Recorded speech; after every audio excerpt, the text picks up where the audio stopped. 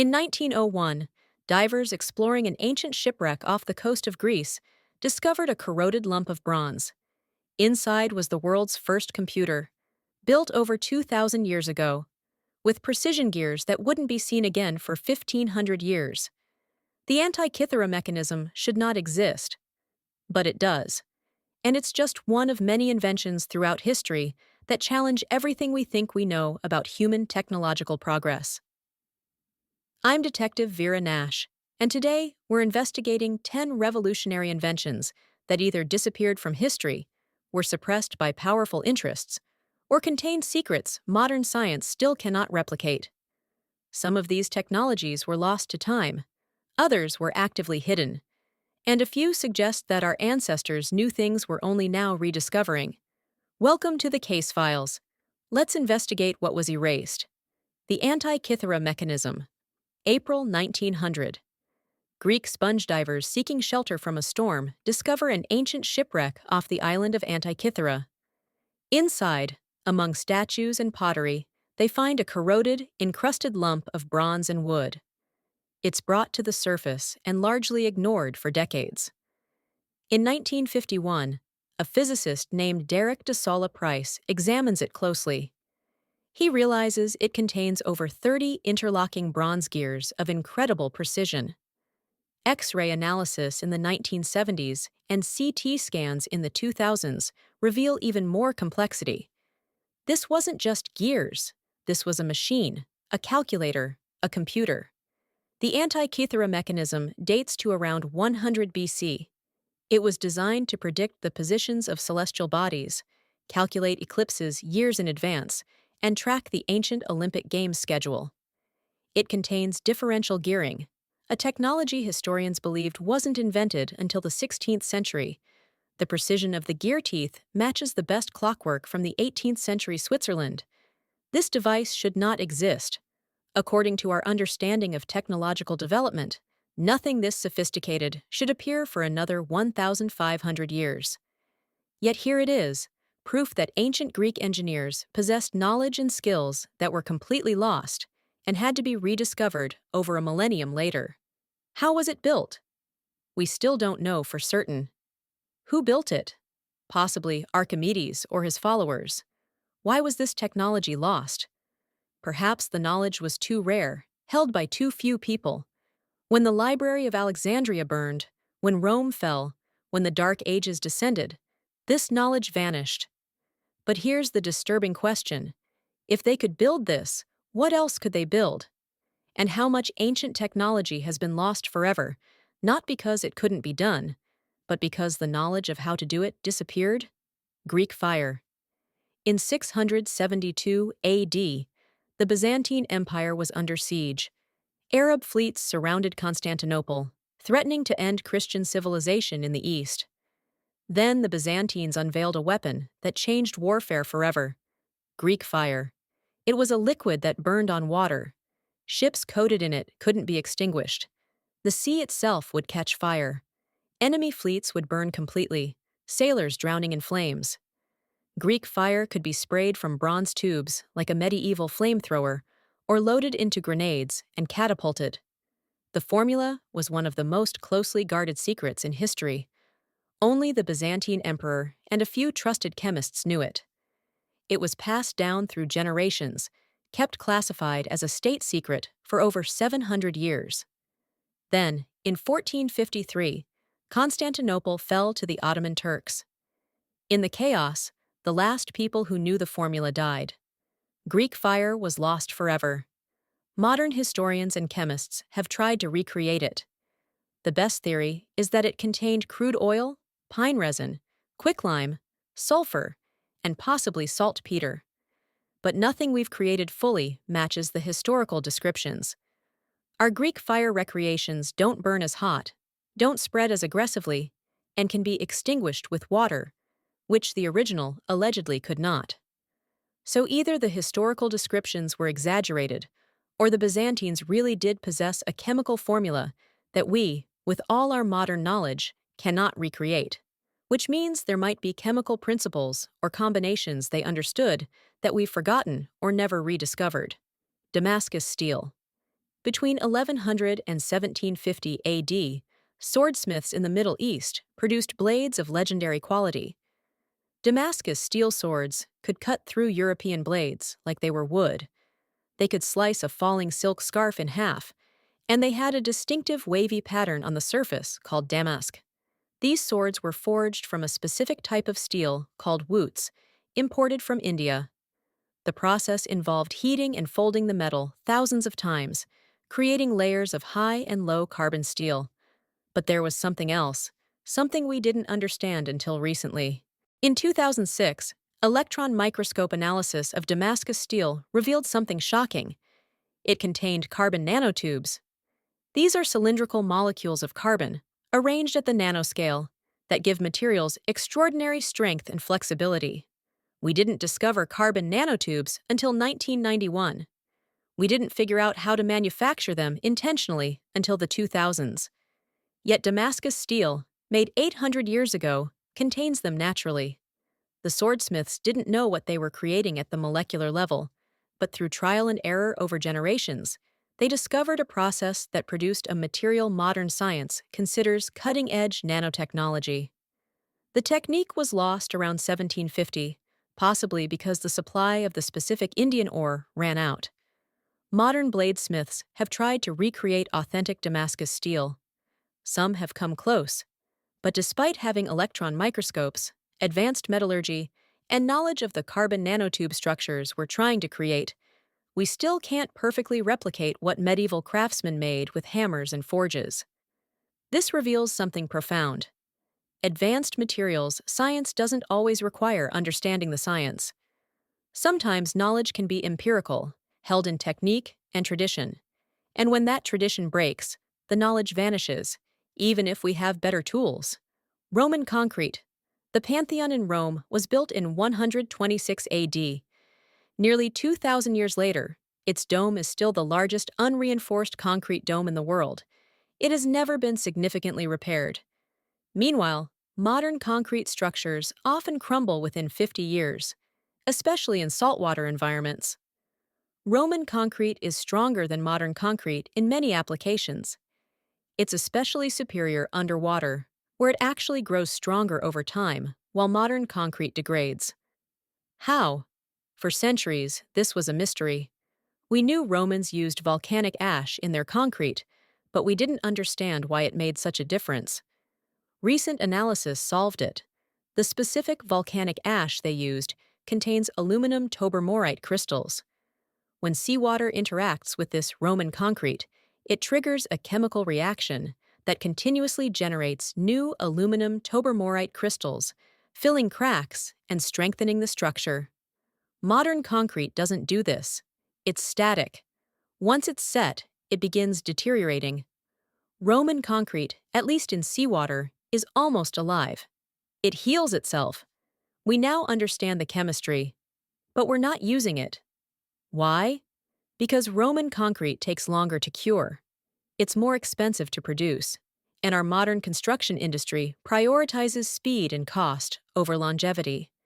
We could build harbors and bridges that last 2,000 years. We choose not to. This isn't a case of lost technology. It's a case of deliberately abandoned superior technology because it doesn't fit our economic model. Which makes you wonder, how many other superior ancient techniques did we abandon not because we couldn't do them, but because they weren't profitable enough? The Baghdad Battery. In 1936, while excavating near Baghdad, archaeologists discovered clay jars dating to around 200 BC. Inside each jar was a copper cylinder, an iron rod, and evidence of an acidic substance, possibly vinegar or wine. When replicated and filled with an acidic electrolyte, these jars generate electric current. They're batteries. Primitive, low-voltage batteries, but batteries nonetheless. From 2,000 years before Alessandro Volta invented the first modern battery in 1800. So, what were they used for? We don't know. Some theorists suggest electroplating, coating objects with thin layers of metal using electrical current. Ancient gold-plated objects exist that show characteristics consistent with electroplating, though they could also have been created through other chemical processes. Others suggest medical uses, like primitive electroshock therapy, or religious uses, creating tingling sensations when touching sacred objects. Or they might not have been batteries at all, but storage containers that just happen to generate electricity when configured a certain way. Mythbusters tested them and confirmed they work as batteries. But without written records, we can't prove what ancient Mesopotamians used them for, or if they even understood they were creating electricity. If they did understand, it means electrical engineering is 2,200 years older than we thought. If they didn't, it's an incredible coincidence that they assembled components that just happen to generate electric current. Either way, it's deeply strange. Stradivarius violins. Between 1666 and 1737, Italian luthier Antonio Stradivari created approximately 1,100 violins, violas, and cellos. About 650 survive today. They're considered the finest string instruments ever made, worth millions of dollars each, and their sound quality has never been matched.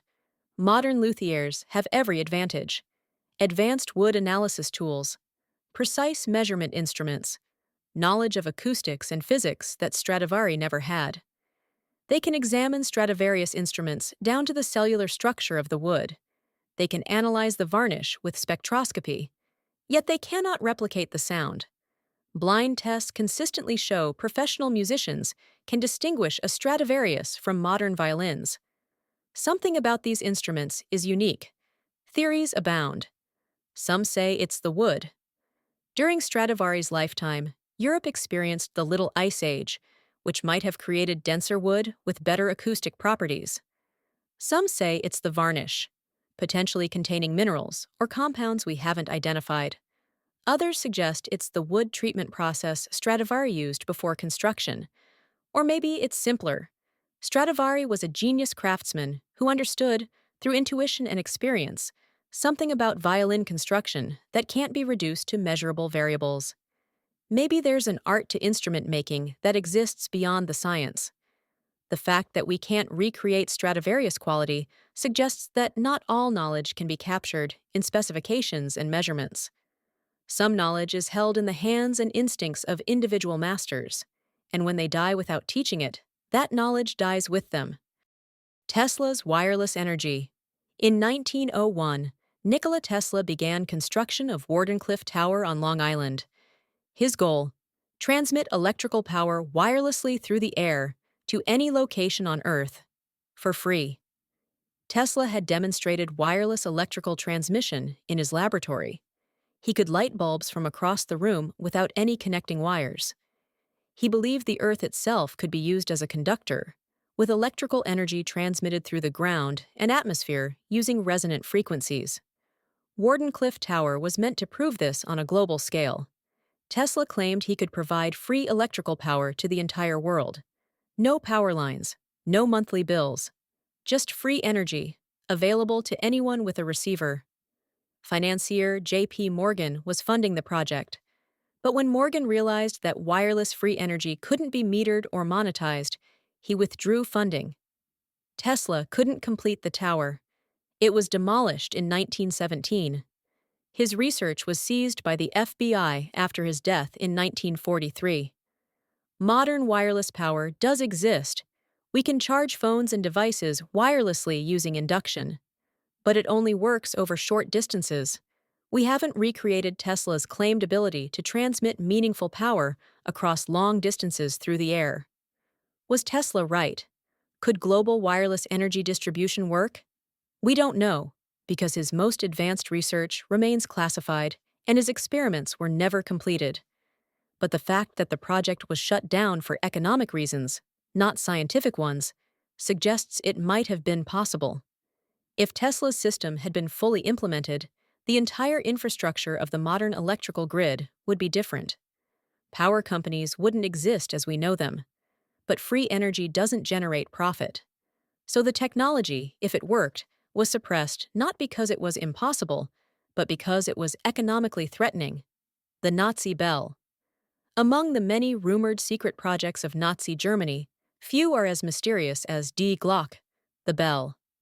According to testimony from SS officer Jakob Sporenberg during war crimes trials, the Nazis built a device at a facility called Der Riese in Poland. The bell was allegedly a bell-shaped object, about 9 feet wide and 12 to 15 feet high. It contained two counter-rotating cylinders filled with a mercury-like substance the Germans called Serum 525. When activated with high voltage, the device reportedly produced strange effects. Witnesses claimed it could affect time, create anti-gravity fields, or generate energy from the quantum vacuum.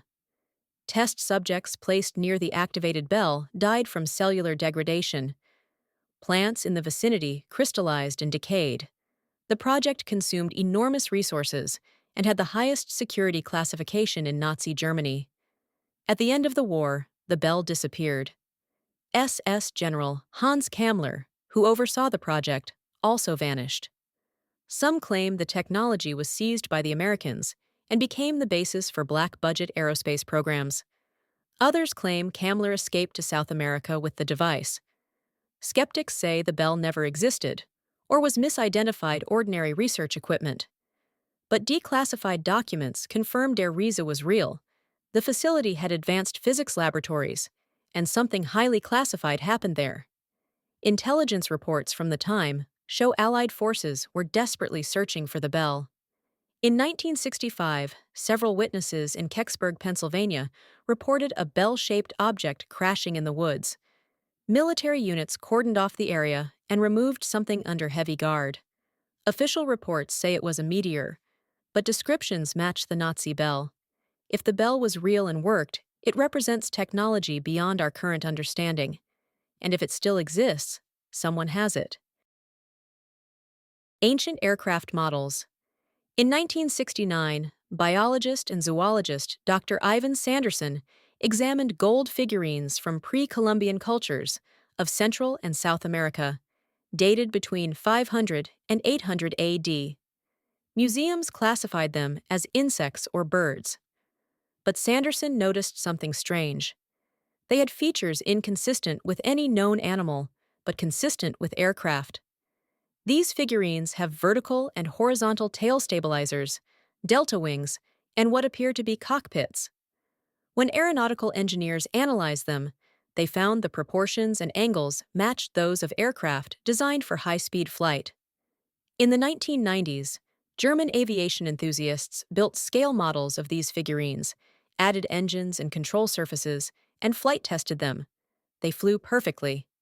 The designs were aerodynamically sound, creating lift and remaining stable in the air. These weren't artistic abstractions. They were scale models of functional aircraft. But powered flight wasn't invented until 1903 by the Wright brothers. So what are these figurines? Some say they're stylized birds or fish. But birds and fish don't have vertical stabilizers or delta wing configurations. Others suggest they're representations of aircraft seen in visions or dreams. Or, disturbing possibility, ancient Central and South American cultures built flying machines. We have no written records of this because their books were burned by Spanish conquistadors. We have no other physical evidence because wooden aircraft would have decayed centuries ago. All that survives are small gold models that priests or rulers kept as religious objects or toys. If ancient Americans achieved flight 1,100 years before the Wright brothers, our entire understanding of pre-Columbian technology is wrong, and we might have destroyed all the evidence during the conquest, leaving only these small golden enigmas. Acoustic levitation. Ancient builders moved massive stone blocks weighing dozens of tons and placed them with precision. How? The traditional answer is ramps, rollers, and lots of labor. But some blocks are so large and placed so precisely that these methods seem insufficient. Egyptian texts and Tibetan manuscripts describe moving large stones using sound. Chanting, bells, trumpets, and drums supposedly could make stones float. Modern skeptics dismissed this as mythology. Then modern science discovered it's real. Acoustic levitation uses sound waves to create standing wave patterns that generate regions of high and low pressure. Objects can be suspended in these pressure nodes, floating in midair using only sound. NASA uses acoustic levitation to handle delicate materials in space experiments. The phenomenon works. We can levitate small objects. The question is, can it be scaled up to move massive stones? Edward Leeds Calnan, who single-handedly built Coral Castle in Florida between 1923 and 1951, claimed to know the secrets of the pyramid builders. He quarried and moved multi-ton coral blocks alone, including a 9-ton gate balanced so perfectly a child could open it with one finger.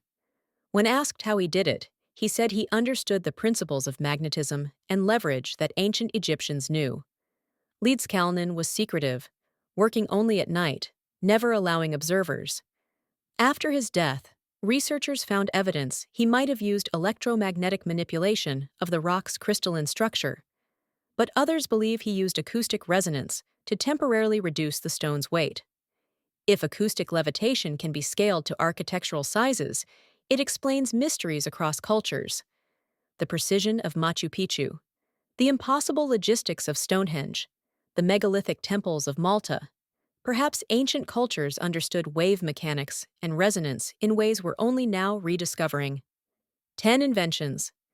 10 examples of knowledge that was lost, suppressed, or never fully understood. Some we've rediscovered. Others remain mysteries. And a few suggest that technological progress isn't a straight line upward, but a chaotic path with peaks and valleys, advancements, and catastrophic losses. What if human civilization has risen and fallen multiple times? What if ancient cultures possessed technologies we're only now reinventing? What if our ancestors knew things we've forgotten, and those secrets are hiding in the artifacts we've dismissed as primitive? This is Detective Vera Nash, closing the case files on what was erased. If you want to investigate more lost technologies and suppressed discoveries, subscribe to this channel. We post daily investigations into innovations that challenge the official history of human progress. What's your theory? Were these technologies deliberately suppressed or accidentally lost? Are there modern inventions being hidden right now? Drop your thoughts in the comments. I read every single one.